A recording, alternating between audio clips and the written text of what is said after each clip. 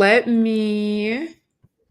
going to share this with you, Stephanie, because I don't know if you feel like you um, okay, I just made it live.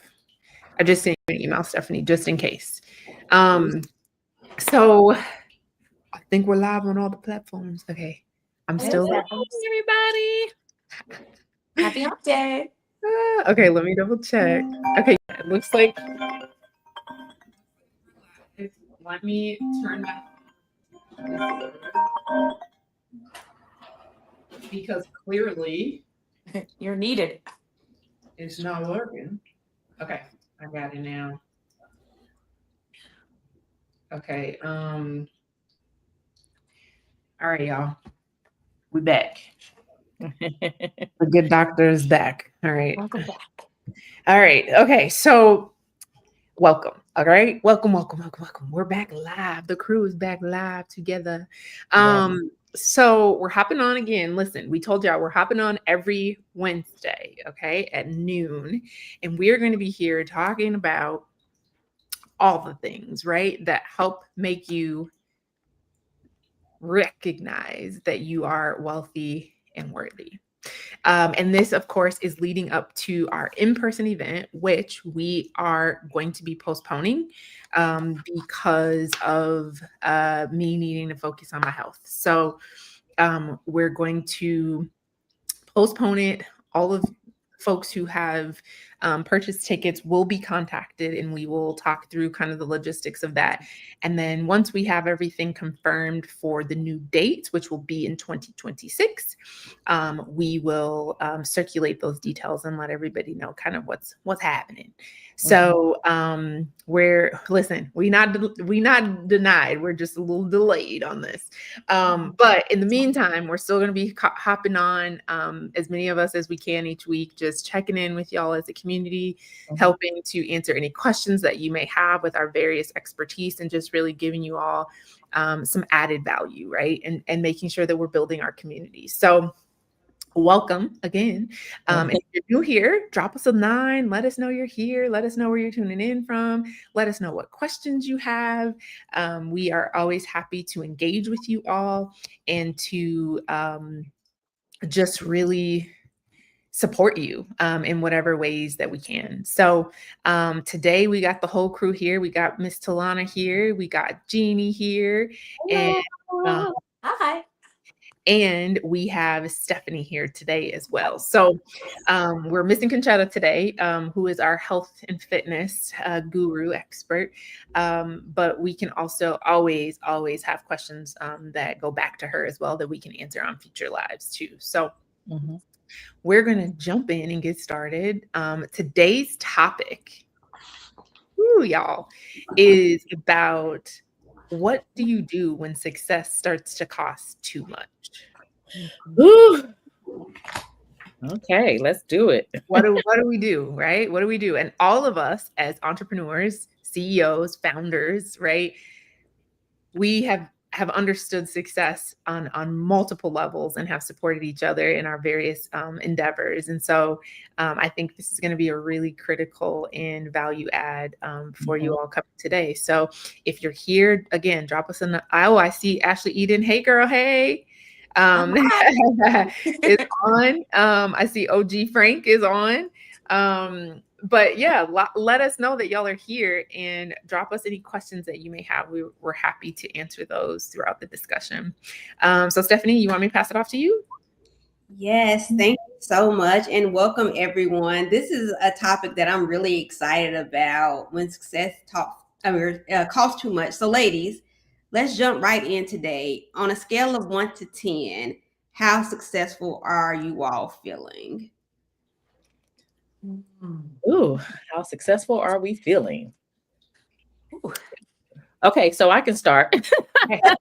So it all depends on what we're talking about. Are we talking about overall in totality, or are we talking about specific areas of life? Because overall, I can say I'm probably at about a 9, right? But then there's certain little, if I break it down into subgroups of like my life experiences and what's going on, I may say 10 for some areas. Some areas may be more of an 8, but balanced out, I would say I'm about at a 9. I'm feeling pretty good right now. Right. Oh, So Great. that's good.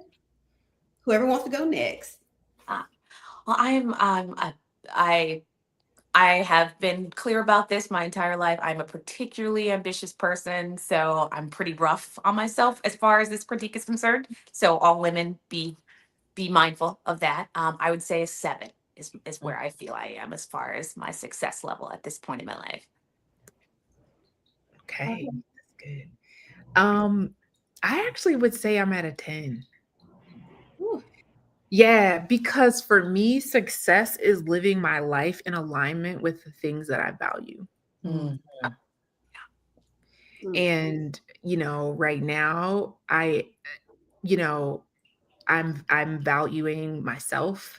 I'm valuing my family, my friends, right? Like those simple things in life that we don't often, I think, equate with success. And so because I'm in a place right now where I'm having to just hyper focus on my health, it's like, yeah, like I'm doing it in a way that aligns with what's important to me. And I'm spending my days with the people and doing the things that are most important to me. So that feels like a big win. Love I that. love that. I love it. So I am going to be honest today. I am feeling about a 5. Okay. Yeah, some days And it's like that. the only reason why I say that in this moment is because for me, success is defined as being able to hold it all together.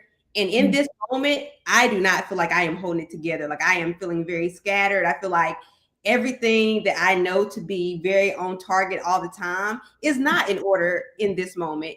And so I'm feeling a little scattered in life in general. But I am working to get back to a 10 because I was feeling a lot better when I woke up this morning. But then as it went on, it's like, whoo, I'm a 5. I need to get it together. Right. I'm going to be pulling on the strength of you ladies today to get back to a 10. But Dr. Tiana, for you, let's kind of like level set.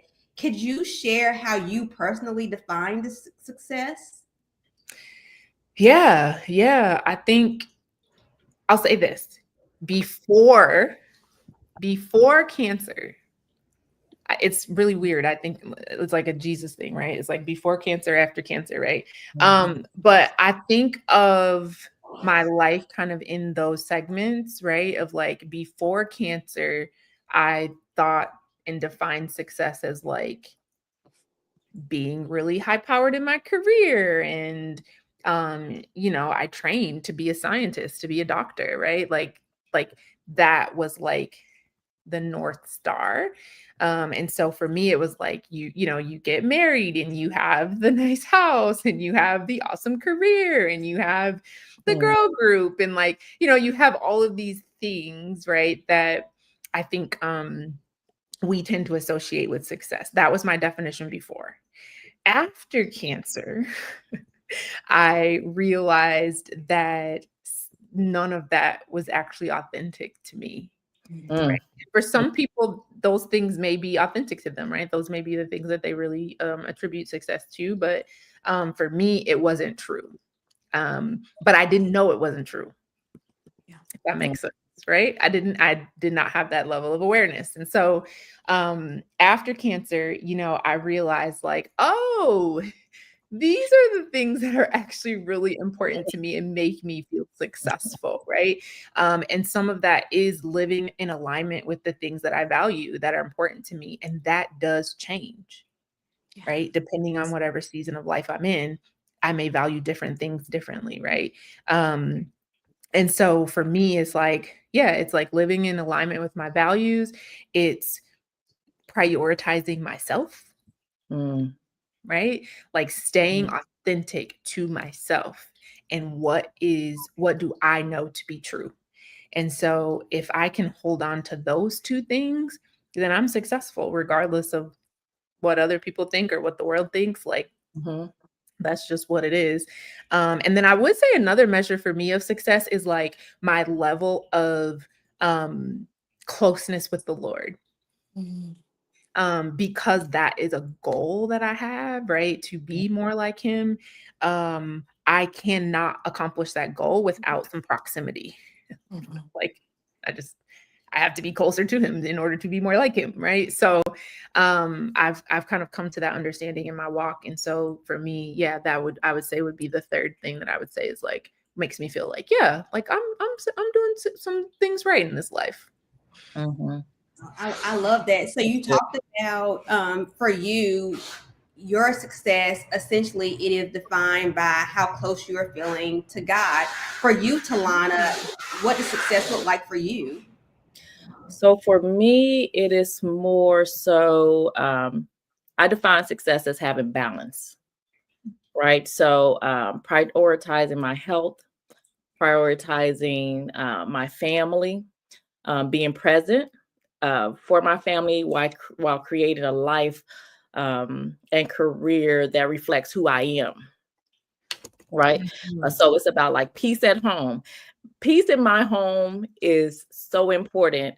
And if I don't have it, then everything else falls apart. Right. And so peace in my home, growth in my business, the spiritual growth that Tiana mentioned, knowing that the two support one another and don't compete with one another. Mm. So to me, if I have that balance, to me, I am a success. But it all starts with self and it all starts at home. Mm. I love Because that. everything else can be going well. If home is a mess, then what are you doing it for, right? But if you have everything together at home and everything else is falling apart, then you don't feel as, out of balance, because home is like where your heart is where you spend most of your time, is where you get to relax and just truly be who you are without judgment, and so for me, that's what I would consider to be success. I love that. And what about you, Jeannie?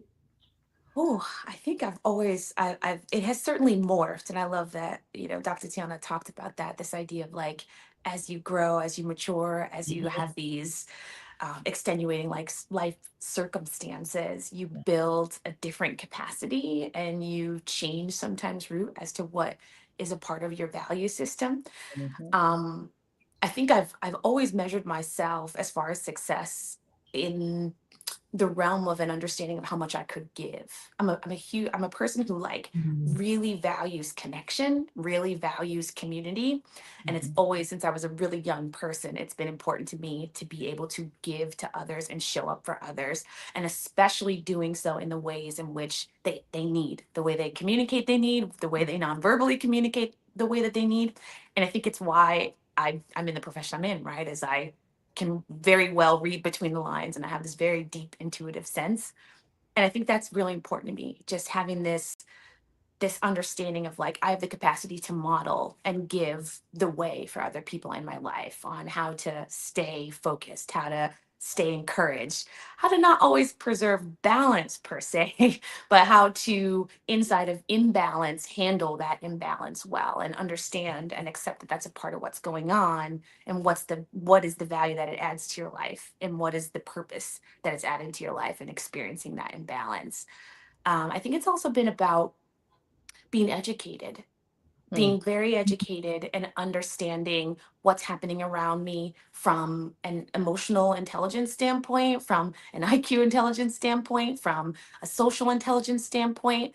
I think that that is huge for me. If I don't know what's happening, if I don't and can't conceptualize what things mean and what they specifically show me about how I'm interacting with the world around me, I feel very lost very quickly.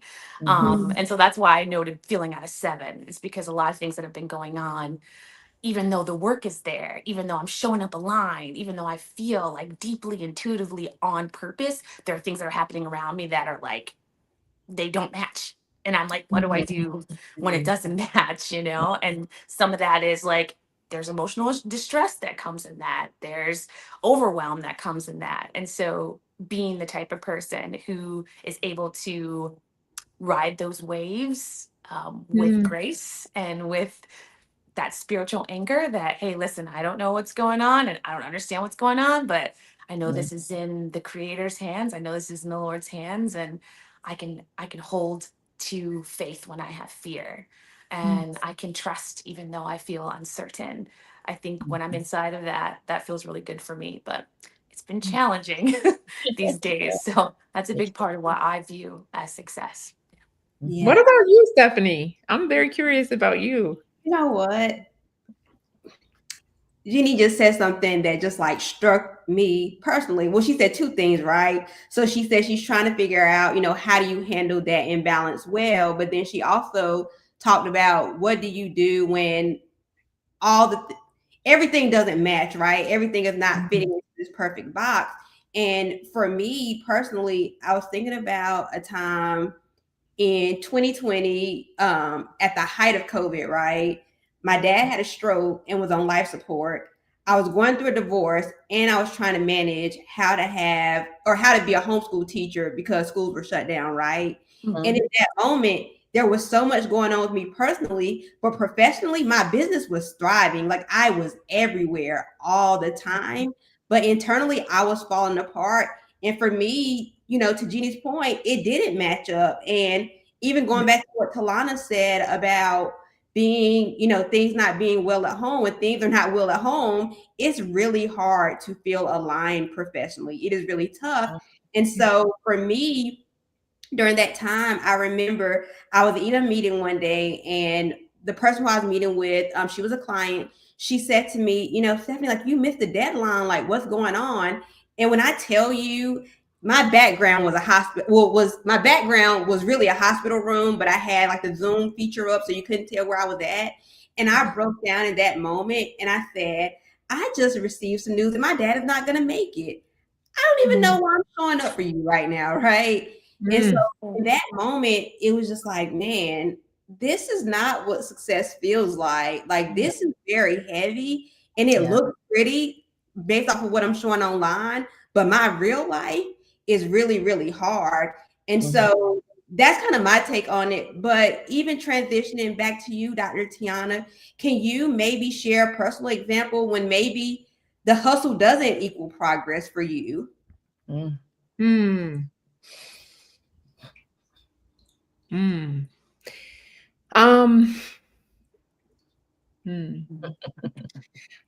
I have so many. I have so many, right? Because I don't subscribe to hustle, right? And I think before cancer, right? I thought that hustle is just what you do.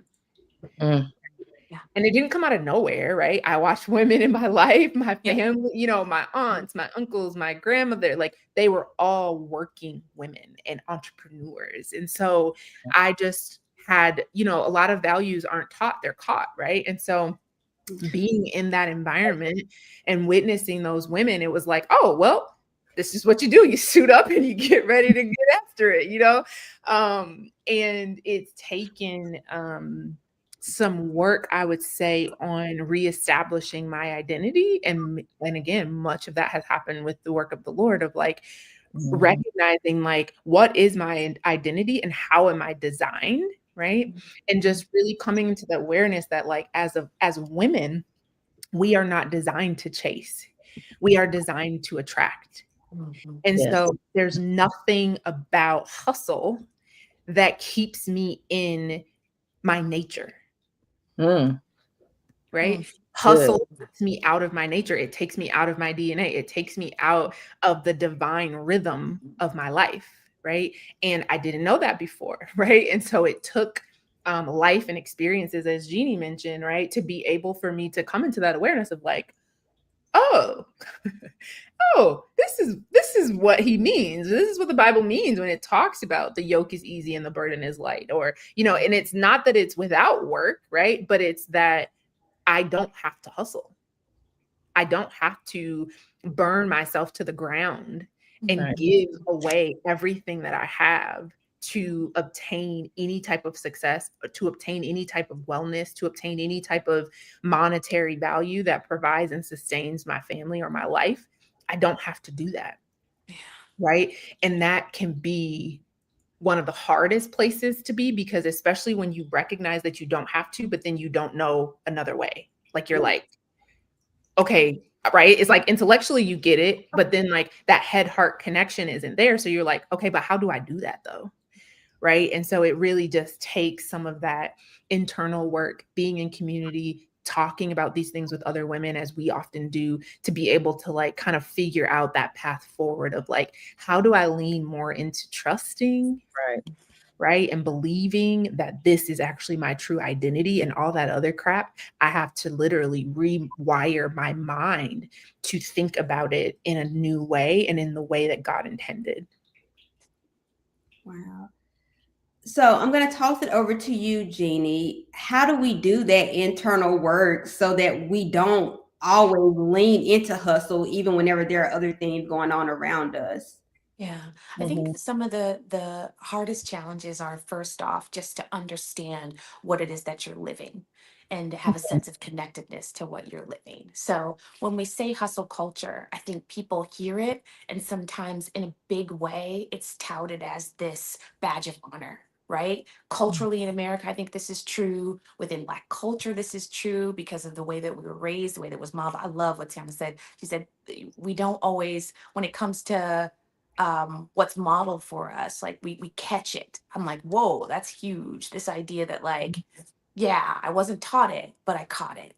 And I figured it out, that a part of what I have to do in order to be successful, and part of what I have to do in order to have worth, is tie productivity to my worthiness. And we all learned that. We have to understand that's what hustle culture is and supports. And it's a lie. It's this idea of like, if you put in all this work, if you do all the things, if you check all the boxes, you're gonna get this. And how many times have we done it, put in all the work, checked all the boxes? Actually, we showed up on time, before time, ahead of time, put in 3 times the amount of work, and still you look around you and what you see is not the effort that you put in at all. Because systemically and based on what's true for you or aligned with you, it wasn't even yours. It didn't even belong to you. And so first you need to debunk the lie that you've been told, right? This is what I'm living. This is how I'm connected to it. Here's the lie that's being told. And then we need to think about where we want to be and what we want to do. So I have this idea of like, my value is that the things that belong to me, the things that I would want to come into my life, they're not something I need to fit into. They're things that I want to belong to.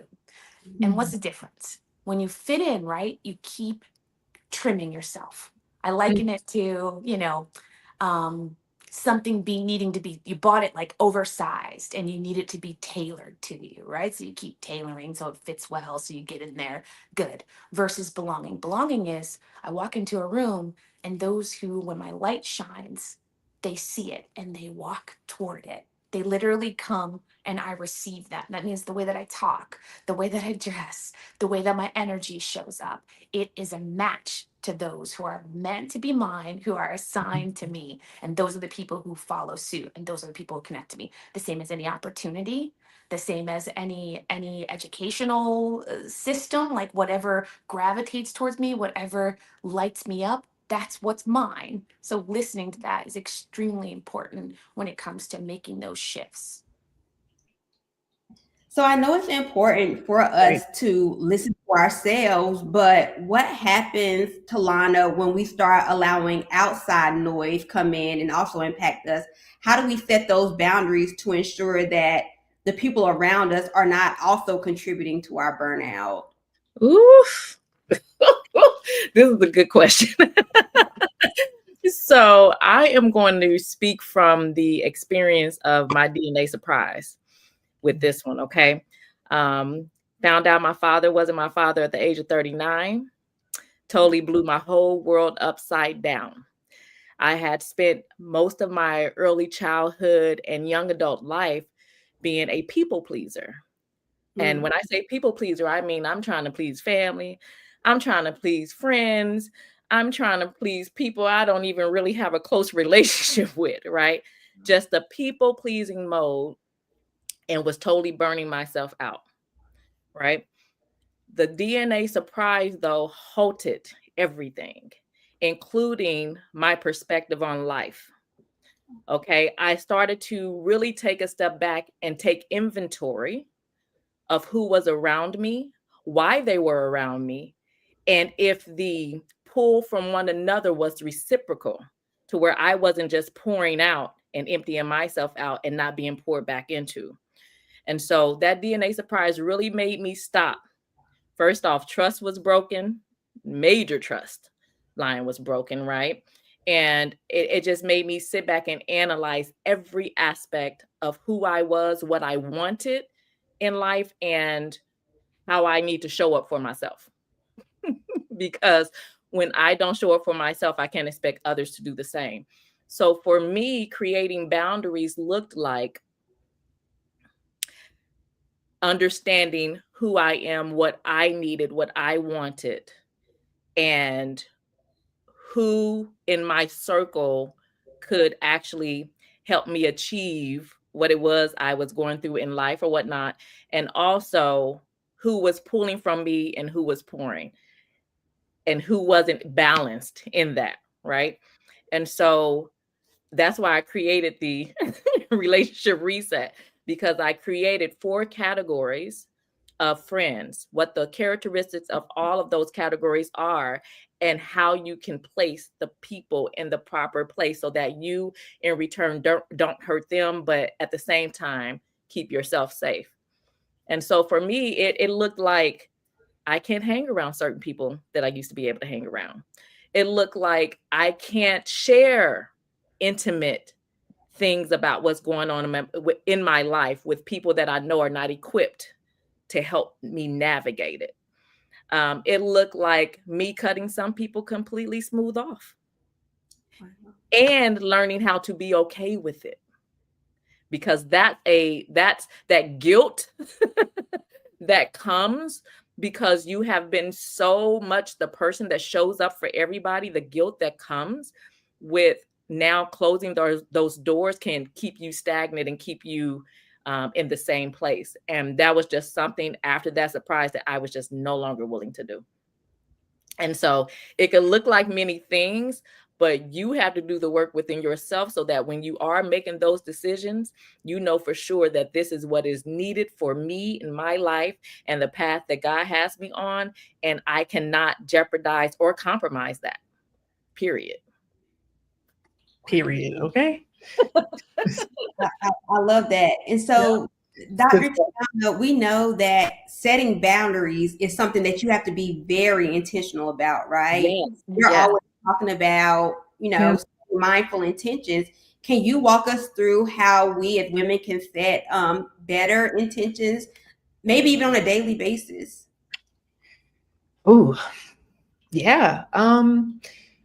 I first will say, right, that we first have to get clear about what boundaries are, right? And as a scientist, right, we always got to define the thing, right? And for me, how I think about boundaries, I think about boundaries as they protect love. Right? Boundaries protect love, because that is what has helped me overcome the guilt that Talana mentioned, right? It's like boundaries for me is like the distance by which I can love me and love you too. Right? So that's what boundaries are. And I would say as we practice, because listen, first of all, when you find out you don't have boundaries, right? That's a whole step in itself, right? And then the next step, like y'all know for real, like I'll never forget, I was barely like 22, 23, and I heard about boundaries on Oprah, right? This is a real story, you guys. I used to watch Oprah like an old lady, and I was in my apartment and they were talking about boundaries. And I was like, what is, like, it was just so fascinating. Right. And so she talked about this book by, I still follow him today, Dr. Henry Cloud.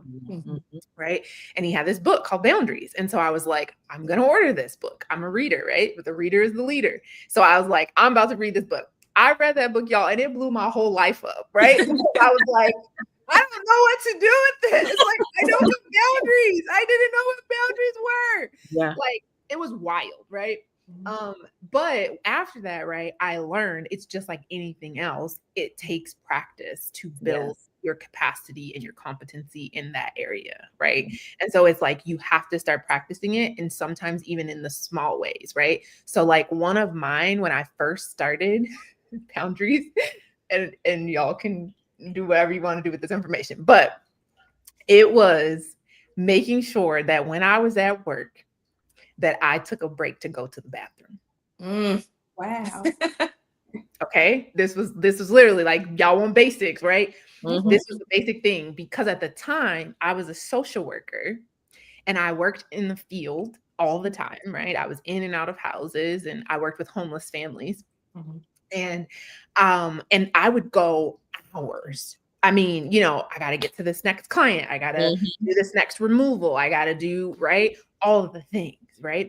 And I realized like I'm showing up for everybody else except for myself.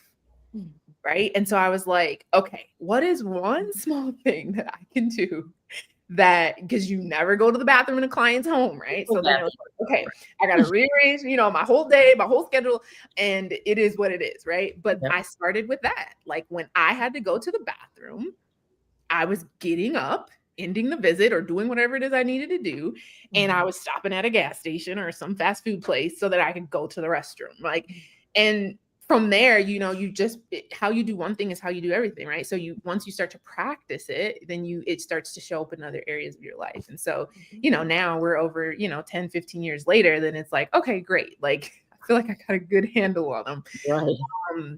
But they still are harder. I will say they're still harder to enforce with my family of origin.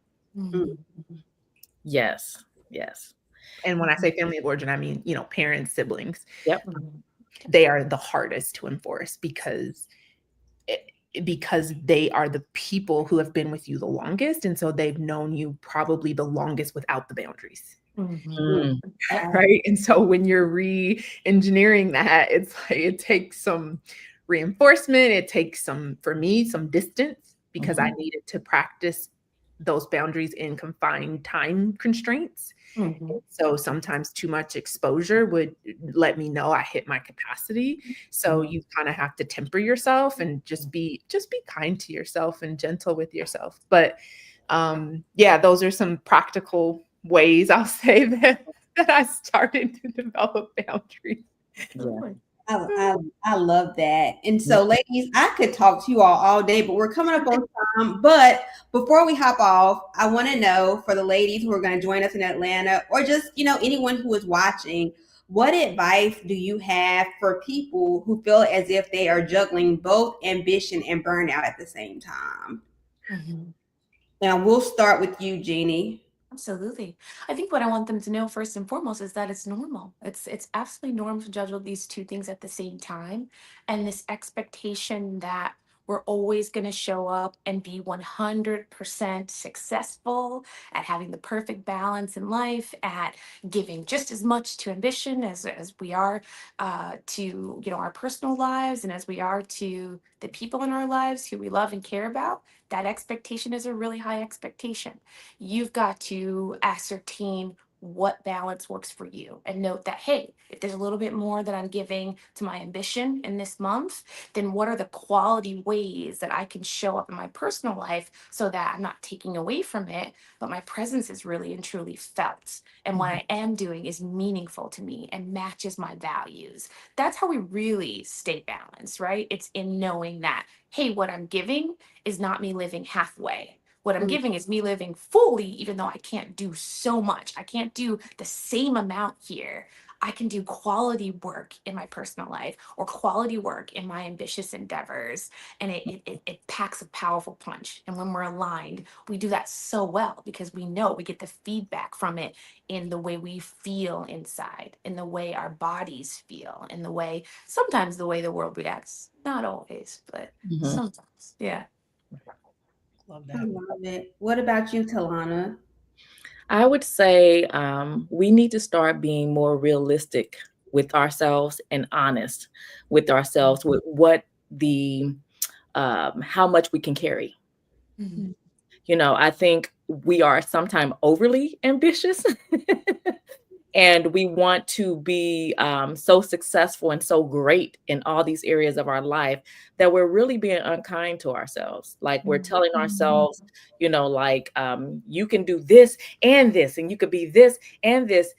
It can be true, but how we balance that is important. And so just being honest with yourself, being truthful in what it is that you really can carry, and not putting, I mean, my husband tells me all the time, like, oh my God, I just looked at your calendar and it is crazy, right? And I have to sit back and say, it is crazy. Like, how did I agree to all of these things, right? And so being honest with myself is saying, okay, I need to remove 2 of these things off my calendar. That can be moved to next week, and that's okay. So just being kind to yourself by being real and honest with what it is you can carry is what I would say. Okay. And we're going to end with you, Dr. Tiana.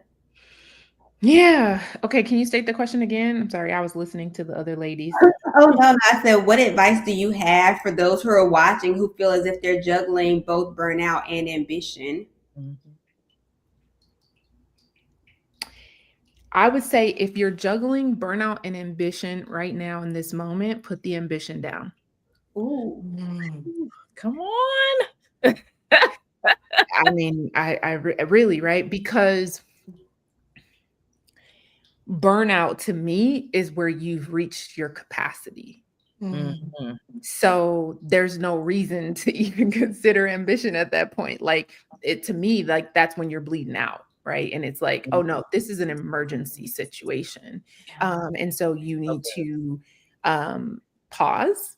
You don't have to stop, but you need to pause, right? Do an assessment and figure out what do you need to restore that rhythm that you need in your life to thrive and flourish.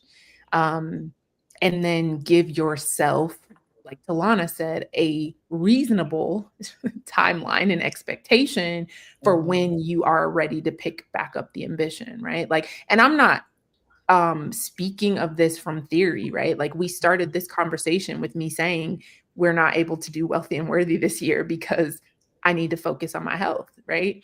And so for me, it's like a health issue, whatever the issue is a burnout state, right? If I'm having a health issue, I've reached burnout. Okay, ambition has to go to the wayside for right now, right? It's not that it never is going to happen. It's not that whatever.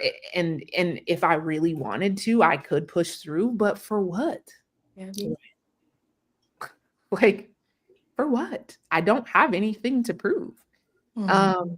I'm established, accomplished. Like I don't have anything to prove. Like, and I'm, telling you the real deal. Like it's going to be postponed. Stand by for 2026. I'm still bringing the fight, right? Like, right. You're going to get these gems, right? You're going to get these gems. It's just going to be delayed, right?